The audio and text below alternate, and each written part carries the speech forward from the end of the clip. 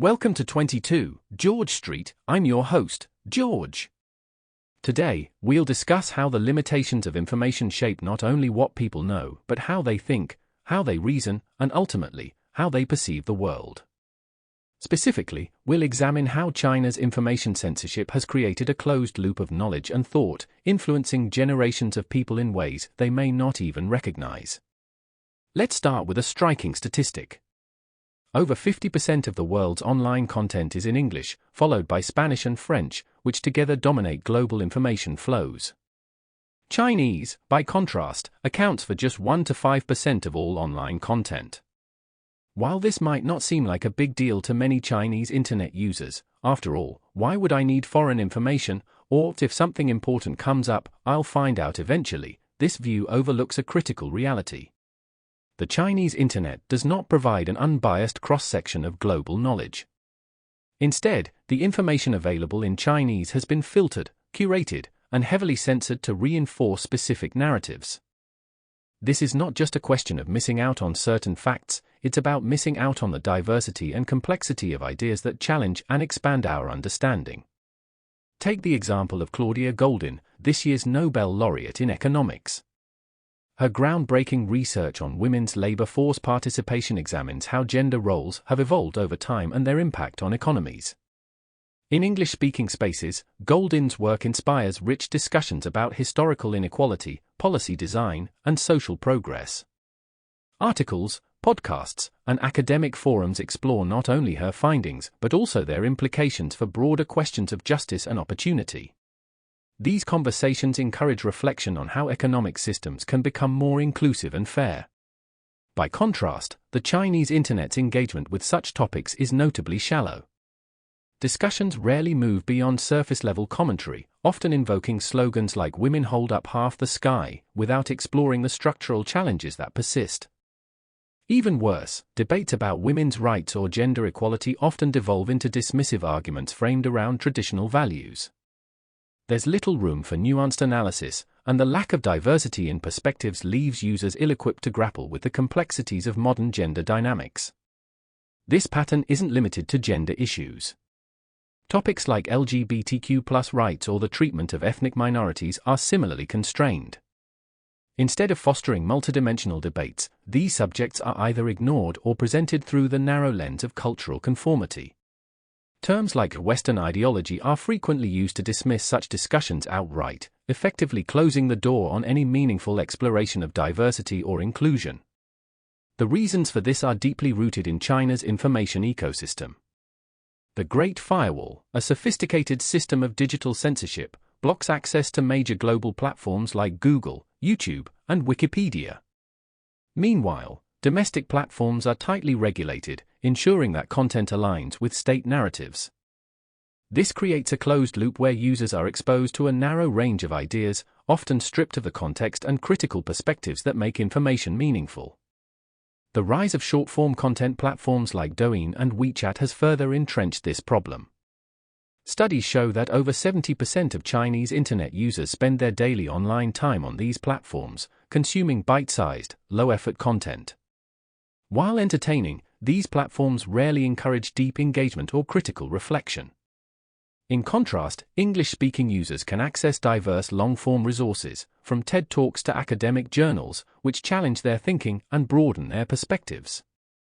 Beyond the lack of content, the most profound impact of censorship is on the tools of thought themselves: critical thinking, logical reasoning, and the ability to navigate complexity. These cognitive skills are the foundation of intellectual freedom, yet they are often underdeveloped in environments where questioning authority is discouraged. In the West, the Enlightenment laid the groundwork for these tools, with thinkers like Descartes and Kant emphasizing the importance of skepticism and rationality.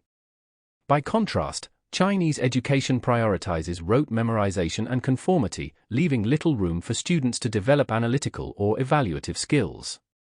The consequences are stark. Without critical thinking, even fundamental moral questions can become clouded. For instance, debates about the Cultural Revolution or the Great Leap Forward often devolve into simplistic arguments that ignore systemic analysis. Some even argue that the Cultural Revolution was a necessary correction, failing to recognize it as a catastrophic event that dismantled social trust and intellectual diversity. Such perspectives are rooted not in a lack of historical data but in the absence of frameworks for understanding the data. China's limited exposure to Western social and political theories further compounds this issue. Concepts like Locke's social contract or Rousseau's general will, which underpin modern discussions of governance and justice, are largely absent from Chinese discourse. This makes it difficult for many Chinese citizens to engage with ideas about human rights, equity, or the balance between individual freedoms and collective responsibilities. For example, when asked whether economic growth justifies human rights sacrifices, many default to the simplistic notion that stability is paramount, sidestepping the deeper ethical implications. Psychologically, the effects of censorship run even deeper.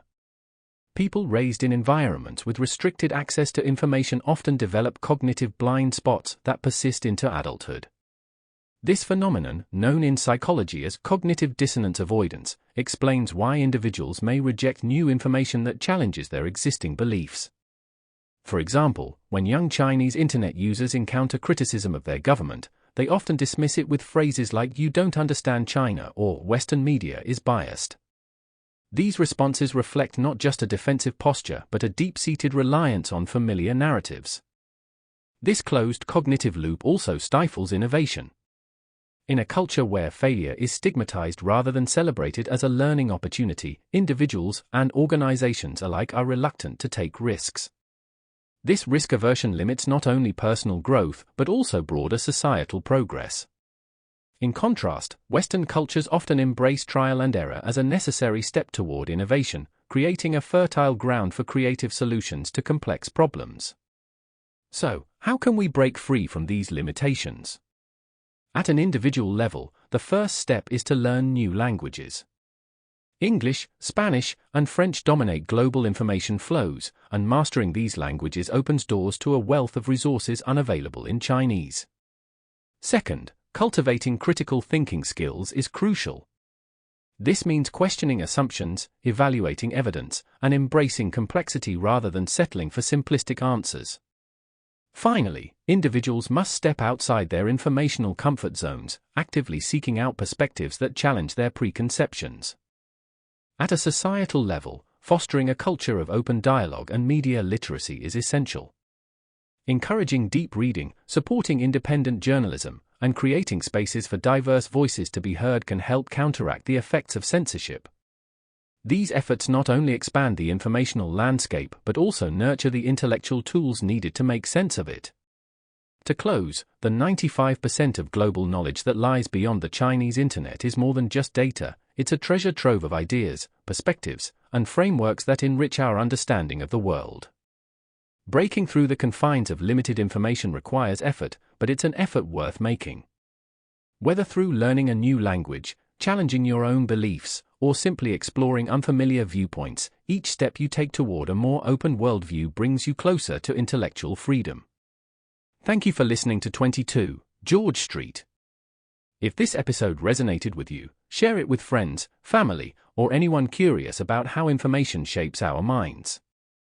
Until next time, ciao.